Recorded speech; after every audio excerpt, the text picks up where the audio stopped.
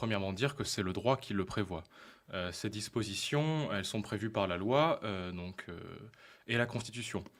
Donc, c'est le droit administratif et le droit judiciaire qui prévoit justement, et notamment dans le cadre de l'état de droit, qui prévoit la prise en charge justement et l'assignation à résidence des étrangers et des terroristes qui sont frappés d'un motif d'association de malfaiteurs en vue de commettre un acte terroriste.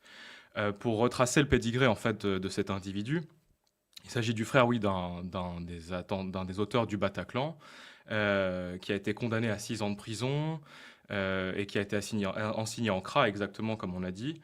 Euh, il réside aux frais du contribuable à hauteur de 2 700 euros par mois, ce qui est quand même un salaire plutôt décent Ouais, en c'est France. Ah oui, honnête, hein, on c'est aimerait pas bien. mal, hein. Oui, c'est ça.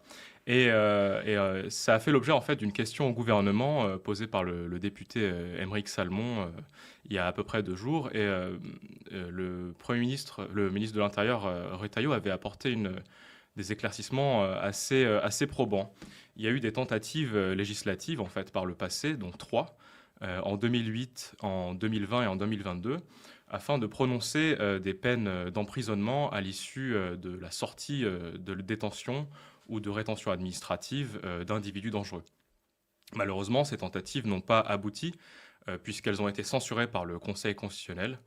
Le Premier ministre, enfin le ministre de l'Intérieur, a ajouté que il y a une rupture de l'équilibre finalement entre les droits des victimes, les droits des mis en cause et les droits de la société, la protection des libertés de la société.